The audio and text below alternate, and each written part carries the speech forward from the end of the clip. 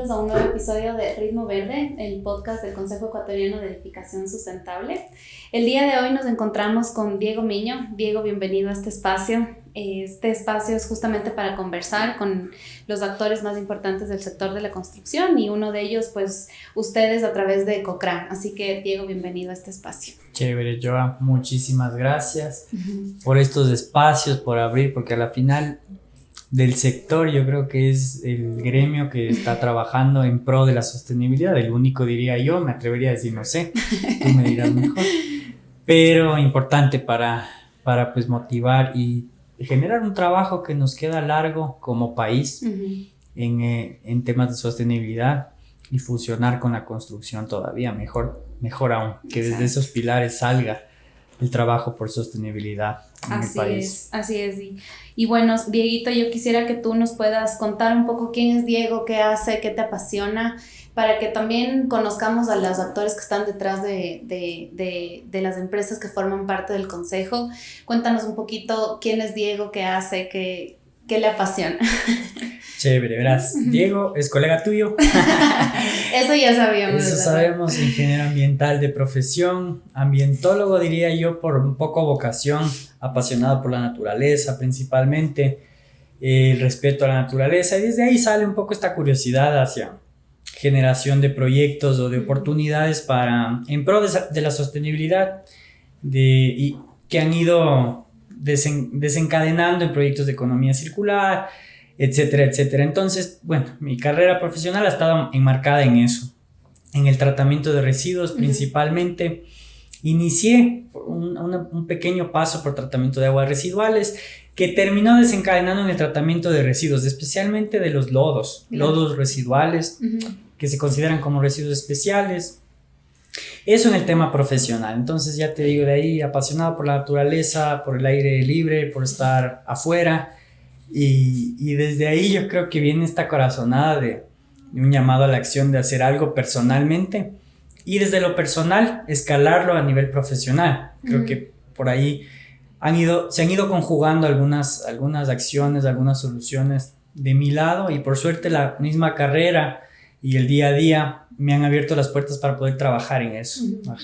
Eso como Diego. Muchísimas gracias. Yo creo que una de las cosas más chéveres que nos puede pasar también como ingenieros ambientales es trabajar en algo que realmente te guste, te apasione. Yo creo que siempre estuviste en esa cancha moviéndote por el tema de la gestión de residuos, así que sí. Ahorita finalmente en Ecocra, que es una de las empresas que forma parte del consejo, cuéntanos un poco cuál es el propósito de Ecocra, a qué se dedican, cómo están ustedes trabajando con el sector específicamente. Chévere. Ecocra, bueno, se formaliza como Ecocra, como empresa Ecocra en el 2019, pero años atrás, desde el 2015, ya venía trabajando en estos proyectos de tratamiento de residuos.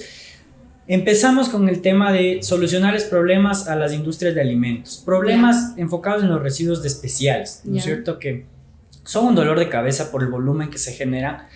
Tú sabes, la industria especial procesa muchos alimentos, la industria, alimenticia, procesa muchos alimentos al día, entonces por ende sus volúmenes de producción, asimismo sus mermas y sus residuos, por así decirlo, sus desperdicios, son considerables. Por eso se catalogan como especiales, y también diría yo por esa especialidad o la particularidad que tienen en la estabilización de este tipo de residuos. Y desde ahí viene el reto, justamente. Entonces, como son un dolor de cabeza por el volumen, más la estabilización de este tipo de residuos, empezamos a buscar esta fórmula de estabilización, que por suerte le fuimos encontrando, fuimos logrando en el camino, en estos años previos a la formalización de Ecocra como tal. Ya venía jugando yo con esos residuos hasta poderlos estabilizar. Y de ahí en adelante, bueno, hasta la fecha ya estamos como 6 años, justo de hecho el 5 de junio, en honor al Día del Medio Ambiente, nos formalizamos como empresa del 2019. Entonces ya cumplimos 6 años y nos encaminamos todavía en eso. Perdón, desde el año anterior fuimos abriendo oportunidades, un poquito más de un año, justo con los socios de Ecocra, para abrir las puertas a nuevos residuos que también son considerados especiales, por ejemplo, podas, post cosecha, por los volúmenes. Entonces nos quedan muy bien y nos enriquecen estos procedimientos que tenemos, especialmente biológicos, de estabilización de la materia orgánica, y solucionamos problemas. A la final son bastantes residuos que están divagando por ahí sin tener una solución adecuada, o tal vez teniendo una solución, pero lo que buscamos es justo conjugar esta riqueza de las materias primas para potenciarle la estabilización del producto final que logramos generar como tal. Entonces fuimos tocando puertas, nos desviamos un poco no solo de la industria alimenticia, sino también entramos, por ejemplo, en el sector floricultor o productor agrícola de cualquier que tenga tipo, materia orgánica, que tenga materia orgánica de residuo, de desperdicio. Con el sector de la construcción también empezamos a hacer un acercamiento para dar tratamiento a los orgánicos domiciliarios, que no es que tienen una clasificación ni local ni nacional en general. Entonces no estamos enmarcados, no estamos regulados, no estamos encaminados hacia eso, culturalmente hablando, socialmente hablando. Entonces buscamos la manera que desde el sector de la construcción vayamos siendo esa puerta de entrada a la solución de estos problemas. De los orgánicos domiciliarios, orgánicos comerciales, que también se genera mucho. Tú sabes que se representan entre un 50-60% de la realidad nacional, de la realidad local y nacional, y latinoamericana, incluso diría yo, regional. Es este 60% de residuos que son orgánicos, el resto pues representa por ahí, tengo entendido, no me sé muy bien el tema de los reciclables, pero por ahí creo que es un 30%, estoy hablando de memoria, ese dato no me sé exactamente, creo que es un 30% reciclables, de los cuales a veces se aprovecha como el 1%, entonces es un poquito, es un reto a trabajar, lo bueno es que hay oportunidades y hay trabajo para solucionar, entonces empezamos a entrarle por ese lado también. ¿Y por qué justamente, bueno, tienes como un nicho de trabajo que son justamente los residuos y los residuos orgánicos a los cuales la población, digamos así, la industria, el sector de la construcción no los ha tomado mucho en cuenta? Entonces, sobre todo, hablemos del sector de la construcción. Entonces, ¿cómo tú, como constructor, puedes aportarle a la gestión de residuos post entrega de la edificación? Que por ahí hemos conversado algunas cosas de cómo yo como constructor, después de entregar la obra, después de entregar el edificio, cómo yo puedo aportar a la gestión adecuada de los residuos de esa edificación. Porque de cierta forma, a veces yo creo que el constructor dice, ok, yo entrego una obra y hasta ahí llega mi responsabilidad, digamos así. Pero si tú vas hasta el fin de la vida útil de esa edificación, cuando más generan, digamos, emisiones de carbono los edificios es en el proceso de operación. No solamente por quién habita, sino cómo funciona esa edificación. Y ahí entra también una parte importante de la gestión de residuos, que es una porción súper grande. O sea, nosotros generamos una cantidad exorbitante de residuos. ¿Y cómo han visto esa ancla? ¿Cómo están tratando de que el constructor tenga una responsabilidad compartida en esa operación? Justamente estamos tratando de prueba y error ahorita. De hecho, con socios del CES justamente estamos en conversaciones para que desde la conceptualización de los proyectos, desde el diseño de los proyectos, ya se contemple y el constructor sea quien genere estos espacios adecuados de almacenamiento temporal, empezando por ahí. Si tenemos un almacenamiento que no sea un cuarto de 1 por 1 donde la gente coge y lanza todo, amontona, se llena de vectores, de lixiviados, huele mal, es feo. Por suerte hay una ordenanza, hay una solución parcial, yo diría. Solo en el distrito metropolitano. Solo en el distrito metropolitano de Quito. Si hablemos ahorita, yo creo, de Quito, y ojalá sea un modelo más bien para escalar a nivel nacional. Y yo creo entonces que esta solución parcial está bien concebida, pero mal estructurada. ¿Por qué?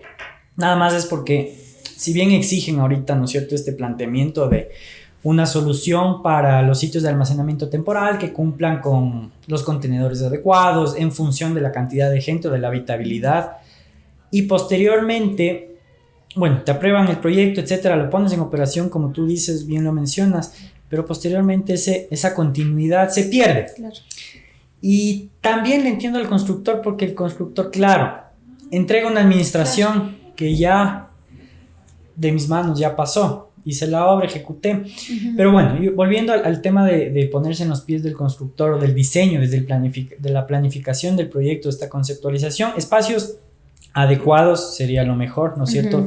Clasificados, separados, así momentáneamente en Quito no tengamos una recolección diferenciada. Claro. Pero por lo menos ya indirectamente vas adecuando a la gente. Por último, con señalética, ¿no es cierto? Con tener los contenedores específicos, de alguna manera estás forzándole a la gente. Obviamente eso acompañado de capacitaciones, talleres, socializaciones, etcétera, ya viene de la mano justo del constructor. Y posteriormente ya en la operación es un tema de la administración. Como quisiéramos buscar esos incentivos y estamos buscando, tenemos en marcha algunos microproyectos, diría yo, porque en volumen no son tan representativos, pero ya es algo. Es fusionándonos un poquito en las alícuotas. Ya, o sea, eso es lo que buscamos, que de las alícuotas se genere ya un rubro. Tú sabes que por tarifa de recolección, indirectamente y sin darnos cuenta, pagamos en la luz, ¿no es cierto? Depende del sector donde vives, pagas más, menos, pero no nos damos ni cuenta a veces en la planilla ni sabes, va en función a lo que consumes de energía. Claro. Entonces, queremos que esa alícuota sea más bien estándar, pero que ya en la alícuota se considere una tarifa de recolección diferenciada y que venga también de un incentivo, eso para lo que cuesta, es decir, los especiales, ¿no es cierto? Lo que tiene un costo de tratamiento como tal, que todavía, por último, un tema logístico, que algo se compense en esos gastos, pero que puedan ser de cierta manera subvencionados con una buena clasificación de reciclables. Porque en cambio con los reciclables tú compras eso. Claro.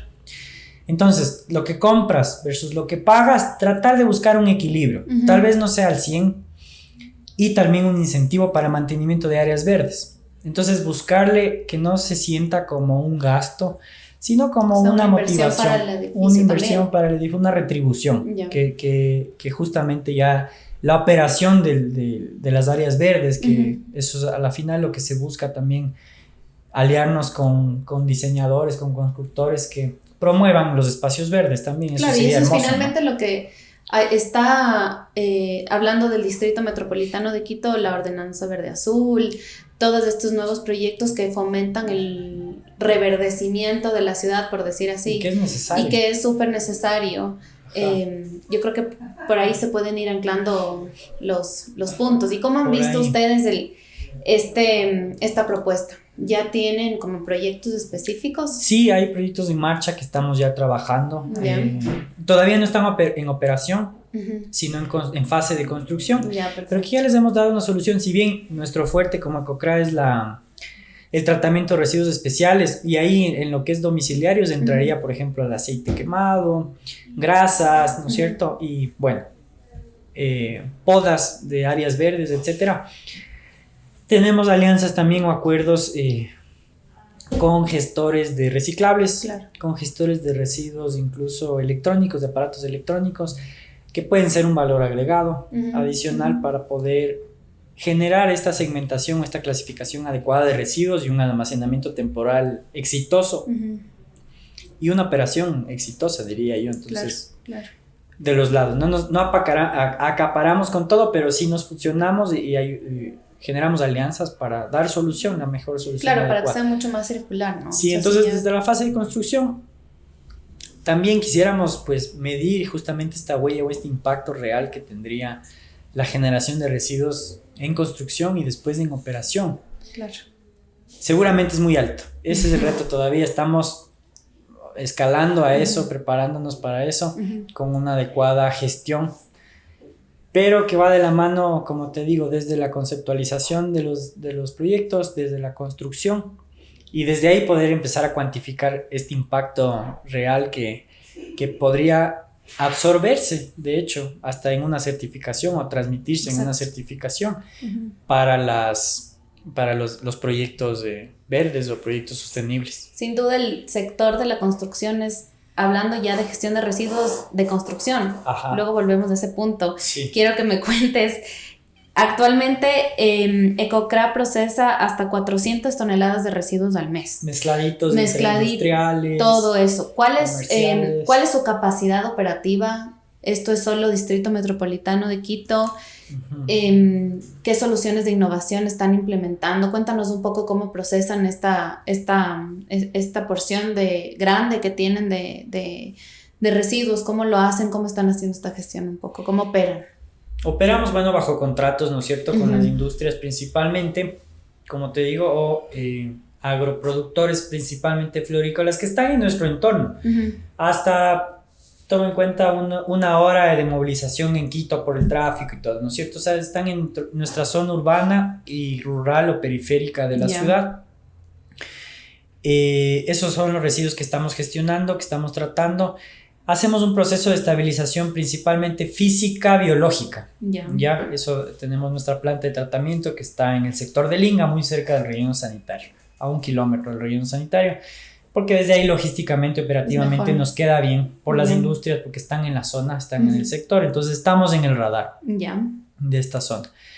Estabilizamos, como te digo, procesos físicos y biológicos, más biológicos que nada, porque son un caso de éxito, trabajan 24/7, la microbiología, los microorganismos no descansan, no necesitan afiliación al IES. Entonces nos ha ido muy bien. Son súper eficientes y es un sistema relativamente económico, es decir, o sea, sí cuesta, pero si comparas con tecnologías o tratamientos ya físico-químicos o complicados un poquito más hacia nuestra realidad operativa y nuestra realidad nacional. Y económica también. Económica, sí, del país en general. Ajá, porque una industria que te genera X toneladas que superan, no sé, un costo para la empresa ya viene siendo como ya lo revisas, ¿no? Sí. Ameritaría en este caso en el que busques justamente aprovechamiento de materia orgánica o de biomasa para la generación de energía, por ejemplo, pero ya son proyectos a gran escala un poquito más, tal vez en sitio incluso, para buscar compensar a través de la eficiencia energética y eso. Entonces, seguramente se lo ha evaluado y ojalá ese sea el paso consecuente, sí, tecnologizar un poquito más para generar eficiencia energética, pero asimismo justamente tiene que venir de la mano un poco más de apoyo de políticas públicas, diría yo, para que eso se vaya estructurando también. ¿Y cuál ha sido, ya específicamente hablando de esta gestión de residuos que ya nos mencionaste, de todos estos residuos especiales y orgánicos, la mayor cantidad de retos que ustedes han visto, sobre todo porque empezaron operaciones 2019, 2020, 2021, pandemia? ¿Cómo han visto todo este trabajo? ¿Cómo han visto la percepción de las industrias también al trabajo que ustedes vienen haciendo? Cuéntanos un poquito. La percepción de las industrias va de la mano con los pasos que nosotros demos en pro de evolucionar temas de sostenibilidad y que les convengan. Buscan justamente este valor agregado, ¿no es cierto? Eso es lo que buscan ahora las industrias, eso es lo que buscan las empresas. Entonces, si tienes una certificación de por medio, eso es lo que va a dar valor agregado para que puedas acceder a mercados de blandos, tal vez financiamiento verde, ¿no es cierto? Tratar de buscar esa relación costo-beneficio hacia lo sostenible. Eso es como lo que buscamos ahora. Es decir, si te proceso 100 toneladas al mes a industria A, tu impacto se traduce en tantas toneladas evitadas de huella de carbono, ¿no es cierto?, de CO2 equivalente, y eso a la final después se puede transferir hacia incentivos tributarios. Ojalá eso es lo que se busca, encaminar estos proyectos para ahorita cero incentivos por parte del Ministerio de Ambiente y por parte de, digamos, municipio de Quito. No existen incentivos de esa índole para la gestión de residuos. No lo hemos logrado todavía, no lo hemos logrado encaminarnos. Hay proyectos abiertos como el Ministerio del Ambiente, incluso atados a la reducción de impuestos, del impuesto a la renta, incluso estos proyectos de doble deducibilidad, pero sé que tienen que estar certificados. Sé que hay uno que ahorita sí se ejecuta, que es más para mercados de carbono, que es con la MGIRS justamente. De los bonos de carbono de los bonos de carbono y todo. Quisiéramos que eso ya, ojalá y en un futuro inmediato, sea un poco más privado y se pueda como comercializar estos bonos de carbono. Sería el éxito, porque desde ahí podríamos sacar un poco más de retribución o de... Sí, porque a la final, como no es tan tangible este tema de mercados de carbono, hay que volverlo tangible, hay que volverlo más atractivo. Atractivo. Ajá, exacto. Esa es la palabra. Y hablando justamente de volver atractivo este mercado de la sostenibilidad, que eso es lo más difícil, que realmente valoren la gestión ambiental las empresas, porque a veces se queda en la puerta trasera. O sea, realmente es como darle valor, ponerle un costo-beneficio, que la empresa sienta que efectivamente esto es rentable, o sea, que realmente va a tener una retribución. A ver, nos vamos a hacer la gestión de residuos, pero esto va, aparte del tema reputacional que ahora tiene la sostenibilidad por detrás, que deje de estar en la puerta trasera de las empresas, que sería como el plus de lo que podemos hacer. ¿Cuál crees tú que debería ser ese llamado a la acción? Hablemos de gobierno nacional y gobierno local, en este caso, por ejemplo, el Distrito Metropolitano de Quito. Ahorita hay muchas acciones, por ejemplo, hablando de Distrito Metropolitano de Quito, la gestión de residuos de construcción, se está poniendo como mucho énfasis en qué está pasando, ¿no? Cómo vamos a tratar esos residuos. Pero más allá de eso, ok, gestión de residuos tal, pero ¿qué va a pasar con incentivos? ¿Qué va a pasar con el constructor? ¿Qué va a pasar con las industrias que están haciendo este tipo? Entonces, ¿cuál crees tú que sería ese llamado a la acción para los actores de gobierno? Del gobierno, justo lo que acabas de decir, la palabra incentivos, o sea, potenciar sin duda, es que desde ahí tiene que nacer. O a través de exigencias, o sea, o me incentivas o me obligas, una de dos, ¿no es cierto? O sea, o me multas porque no cumplo, o me incentivas porque cumplo y voy a recibir algo a cambio. Creo que debe haber las dos. Así funciona el mundo, o las dos. Si no te cuesta, tampoco lo haces. Si no duele, como dice nuestro socio Ramiro, el órgano más sensible del ser humano es el bolsillo. Y esa es la verdad. Esa es la verdad. Esa es la verdad. Entonces, por ahí, o sea, no se me ocurre de otra. Incentivar y también presionar con políticas públicas un poquito más ordenadas, estructuradas, tal vez no tan ambiguas o que no queden muy abiertas, como esta ordenanza que te digo, que está bien concebida, pero... Y después, o sea, chévere, listo, exigimos al constructor que sí diseñe, que arme un buen sitio de almacenamiento temporal, de clasificación de residuos. Se termina la fase de operación, se queda en la fase de administración, a pesar de que hemos firmado más de 50 convenios, imagínate ya con proyectos, para que puedan habilitarles los permisos de construcción, que posteriormente decimos, ok, firmamos los acuerdos, nos vamos a hacer cargo de eso, pero no es un requisito obligatorio o sea, es un acuerdo entre ambas partes, chévere, está bonito, bien estructurado, pero después puede quedar en el olvido y no hay quien exija esa continuidad. Para mí ahí, no dejar a medias.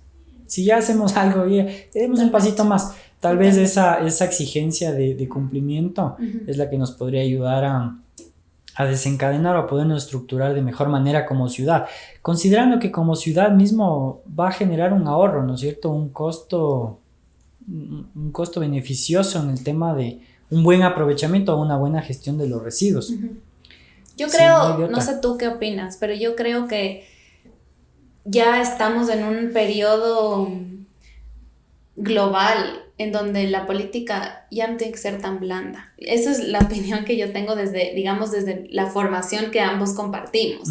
Yo sí pienso que es demasiado blanda la política y que ya es hora de ser un poco más, digamos, cortantes en, ok, te vamos a empezar, o sea, ya no podemos seguir como paso a paso, o sea, vamos a ver primero qué opinan, sino ya, o sea, empezar con acciones que realmente, como tú dices, a empezar a atacar el bolsillo, porque si no la gente no cambia, o sea, están esperando solamente blando, o sea, como muy blandos en este proceso, y yo creo que ya es momento de que las acciones sean mucho más exigentes y dejar de ser tan blandos en este proceso. Y no retroceder, porque yo creo que Quito, por ahí en sus 2010, sabrán qué periodo de administración pública, tuvo ya un fortalecimiento, yo lo veía como fuerte, ¿no es cierto?, en temas de ordenanzas ambientales, etcétera, pero asimismo he sentido que ha habido un retroceso a eso, y que desde el 2010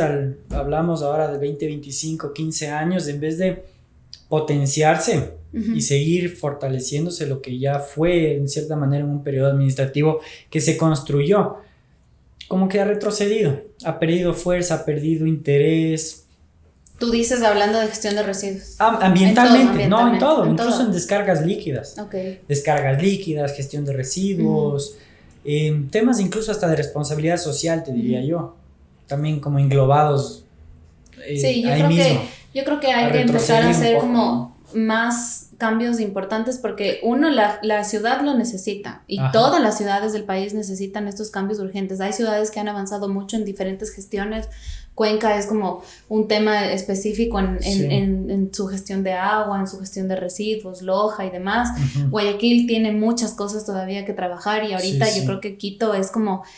Empecemos, hay un tema importante de gestión de residuos de construcción que se va a empezar a trabajar, veamos cómo se está trabajando, pero yo sí creo que esto es un llamado a la acción de empezar a imponer políticas mucho más exigentes y que dejemos de ser tan blandos, digamos, en el proceso que se está trabajando. Y capaz también generar un poco de alianzas público-privadas, si ya tenemos solución por el lado privado, hay falencias desde el lado público, dejarse apoyar de lado y lado, ¿no? Yo creo que eso es algo que se está abriendo también en ese momento.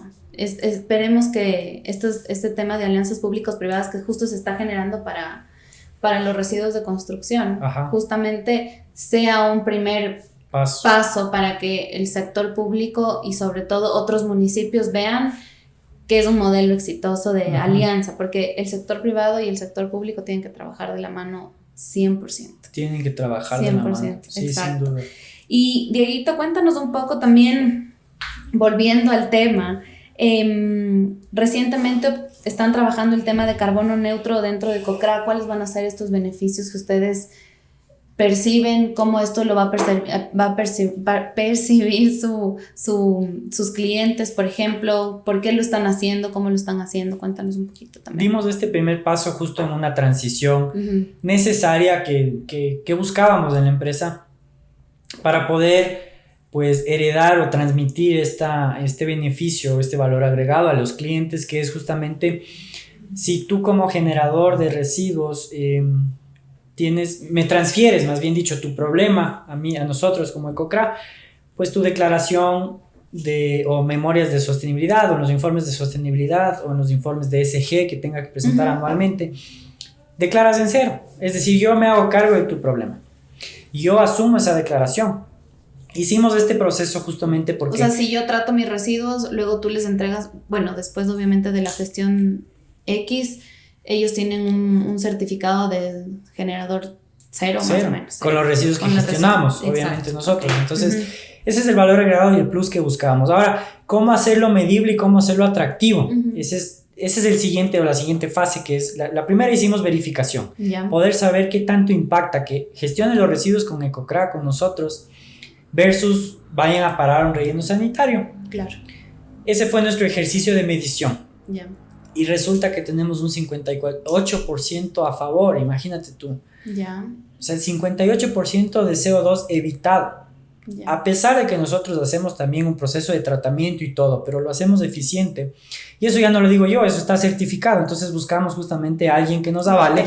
Una tercera parte que nos pueda avalar esta certificación. Estamos anclándonos al programa de Ecuador Carbono Cero, también al PEC, justamente para que todos estos ejercicios, pues, estos indicadores sean transparentes y obviamente estén certificados. Cualquier verificadora puede levantar información de lo que estamos trabajando, de nuestros procesos, todo eso está abierto a la verificación para dar el siguiente paso, ojalá el próximo año, que sea la reducción y un paso siguiente que sería la compensación. Entonces, como primer paso es esto, ¿no? Que los residuos que gestionas con EcoCra, tú como cliente declaras en cero. Eso automáticamente 58% de reducción en CO2 equivalente, chao, asumimos nosotros eso y afecta positivamente obviamente a los clientes.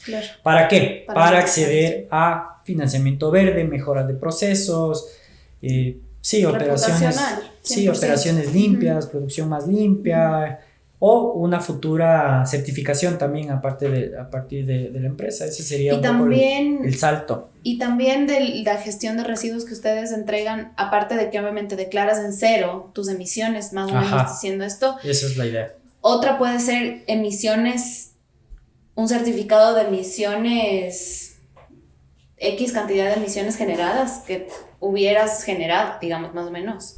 eso podríamos hacerlo ya con nuestro informe mensual, trimestral, semestral o anual. Específico de cada empresa. De lo que se ha evitado. Ah, ok. Ajá, de lo que se ha evitado, hasta que logremos dar este salto, este paso de la compensación. Y obviamente ya ahí sí buscar proyectos de compensación como tal. O sea, ya con todo lo que has logrado con nosotros, mira, has evitado esto, ahora sí busquemos dónde compensamos.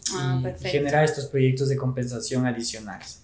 Que eso es básicamente lo que realmente sería más llamativo para las empresas como tal. Sí, en un futuro no muy lejano sí, pero yo creo que ahorita también este paso adicional ya de poder cuantificar o volverlo trazable, sí, estos indicadores que sean trazables, ya es un impacto también bastante fuerte principalmente para acceder a financiamientos, porque veo en eso sí que la estructura bancaria se ha fortalecido y se ha preocupado mucho de trabajar con estos indicadores de sostenibilidad, de responsabilidad social en general, para acceder a financiamientos un poquito más blandos, que también está bastante bueno, ¿no es cierto? Porque si vas a acceder a financiamientos verdes para generar una producción, una operación más limpia, buenísimo, todos ganamos, como país todos ganamos.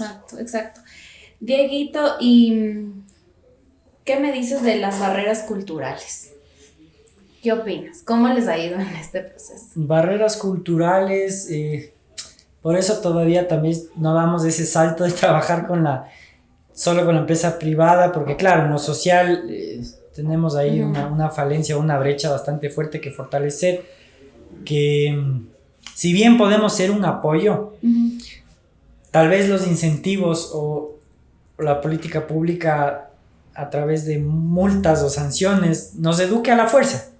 Claro. Yo creería, ¿no es cierto? Que sí, que por ahí podría ser. Y si es que desde gremios o desde actores sociales podemos trabajar en conjunto justamente para fortalecer esto a manera de socializaciones positivas, incluso desde niños, desde colegios, escuelas, buscamos eso, trabajar también con nuestros clientes, buscar programas de educación ambiental. Perfecto. También a sectores involucrados para que la comunidad también sea un poquito, que muchos temas de estos ya la comunidad sabe, no desconoce. Pero no se interioriza. Sí, pues están ahí. Sí, todo el mundo sabe, pero no interioriza. Están en el OneDrive, pero no aterrizan a la memoria. Exacto, propia.